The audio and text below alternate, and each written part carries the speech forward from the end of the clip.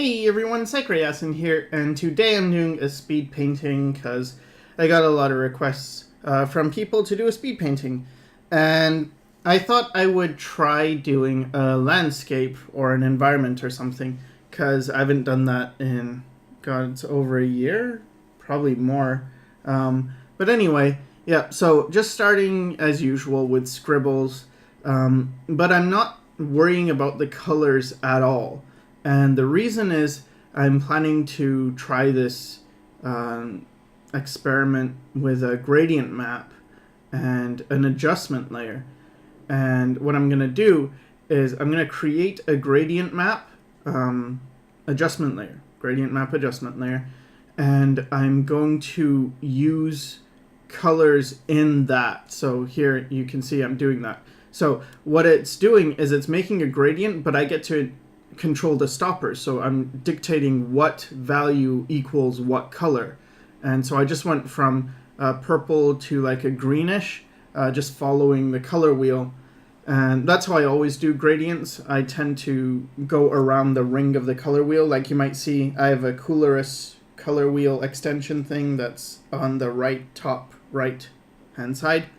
And you'll see the ring around it. So I just follow those while darkening and warming or cooling the colors. And then I just threw in some red, yellow, and orange in random spots to just create interest, like random variation, weirdness. And that's just because, I don't know, it's fun to work with accidents. I mean, it's something that you get in traditional where you can't always plan for things. Bob Ross called them happy accidents. And with digital, it's possible to do that too, but it just requires a bit more work to create things that are unexpected. So that's one way of doing that. So for the image itself, I kind of wasn't sure at first what I was doing, but at this point I'm pretty much settled in what I'm doing. It's going to be a ship and a floating city thing, and I'm using just a few brushes. I started trying to use custom brushes in the beginning, just some weird brushes, but I decided against it because I just want to use my default brushes, and here I'm just putting in some perspective to make sure that I'm getting the right planes. So for instance, if something is above the horizon line, you're going to be seeing underneath it, right? So we see underneath, we see the bottom of the ship, right? Because it's above the horizon. Whereas if it's below the horizon, like the city itself, you're looking down on it. So that's why horizon is very important. But going back to the brushes, I mainly just use 4 brushes. I use the soft round, a big soft round brush for blending areas, for creating atmosphere, and for creating very smooth gradients. And then I have a hard round brush for detail work, or anything that needs to be defined. And then I have a chalk brush for anything that's very textury, like mountains or rocks or something. And then I use my sketching brush for everything else, because it's an all-purpose brush, the sketching brush. And you can get all the brushes I use at Sycra.net under resources. There's the tool presets that I use, and you can download them. Oh yeah, and I use a smoke brush, which just creates like smoky type stuff for clouds. And then I use smudge tools. I use 2 smudge tools, one for painterly streaks, which you can see in the sky with the clouds, and I use another smudge brush for just a soft blend. So here what I'm doing is a lot of back and forth with values, pushing some things forward and knocking other things back. And the way you do that is via contrast of light, dark, light, dark. Like you want a light thing, and then you want a dark thing, and then you want a light thing. And just going between these lights and darks is what's going to give you the depth, the illusion of depth. You'll also see that I turn on and off my values layer. I have just a black layer set to color. You can set it to hue or saturate. Wait, no, I think hue, saturation, or color all work the same way. You see here I'm using the Painterly Streaks brush for the sky. And yep, some smoke. So, I mean, this is pretty straightforward. I'm really not sure what I'm doing, so I can't, give too much advice on what I'm doing because, again, I don't do environments, so I'm pretty terrible at it. But here what I'm doing is just using some color dodge stuff, and I can see that there's some things like looking wonky, especially with the closest city thing. It looks like poker chips to me, just stacked on top of each other. And then I'm not really sure what's going on. I thought I should duplicate this ship thing. I should have another one in the background. And that's for a sense of scale and to feel more like a world. But what I have to do is, okay, because I moved it in a different location, I had to lower the opacity so it feels more like, so you see more of the sky behind it, and that's to create atmospheric perspective, because when things go back into perspective, they get more colored towards whatever the air is, the sky. So the reason for that is just because they're further away, so there is more air in between your eye and the object, and so the object is sort of tinted by the air color. And you'll see that a lot with mountains, when they're towards a distance. Let's say it's a blue sky, and you'll see the mountain gets a bit more blue and less contrasty the further back it is. So I had to do that with the small ship, but then I also had to change the values because it's not facing the light in the same way as the other ship is. It's actually more in shadow. So then I had to, fix that and make it so that part's more in shadow and the light is just a rim light. And all this comes down to fundamentals, just understanding the way light works. I made a series, Foundations of Light and Shadow, which cover most of what I'm talking about when I say the fundamentals. But the main concept is to understand that this is all about light. It's all about light and materials, If you understand how light works, you can do pretty much any painting.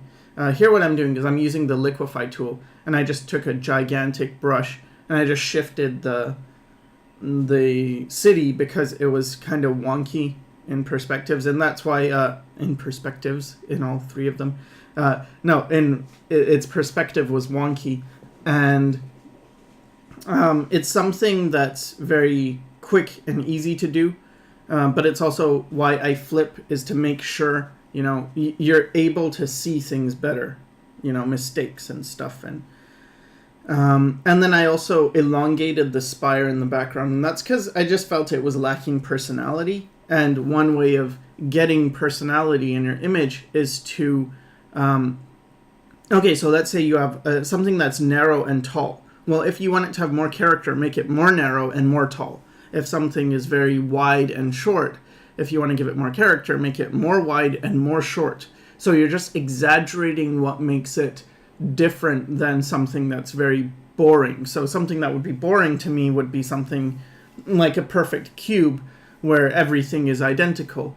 Unless it's like a Borg cube, then it's okay, I guess. But anyway, when things are stretched one way or another. Same thing with a face, the nose. If the nose is really big and the mouth is small, make the nose bigger, the mouth smaller. It's the same result.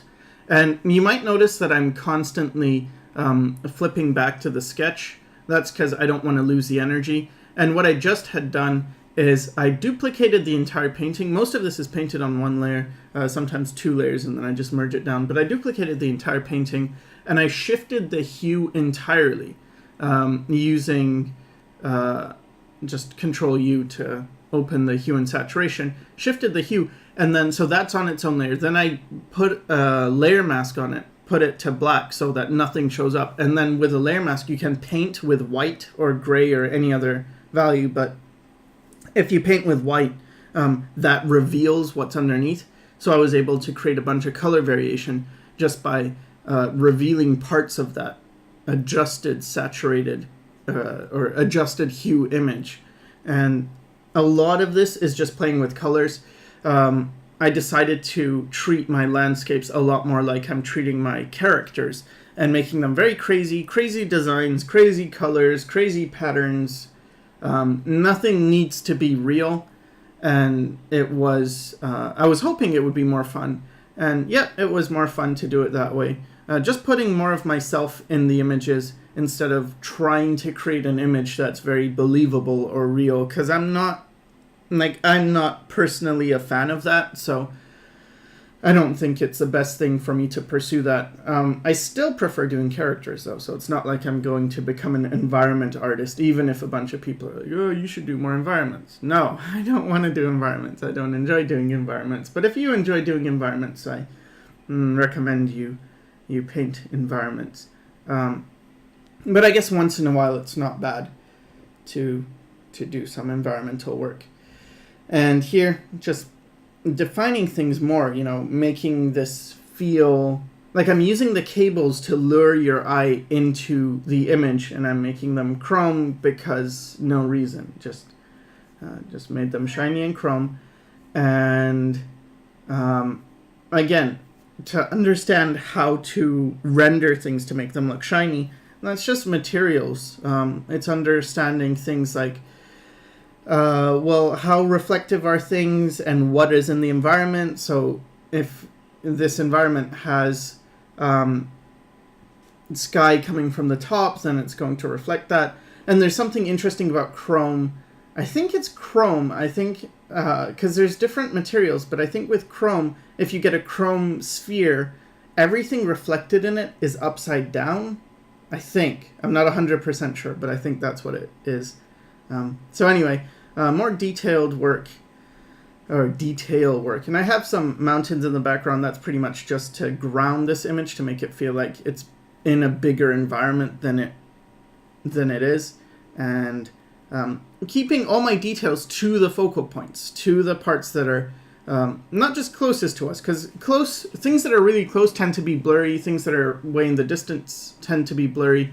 This is if you're focused on the midground, which I think is a good idea. You focus on the midground. Same with a camera, right? You want to focus on the midground so you have some foreground elements that are out of focus, some distant background elements that are out of focus.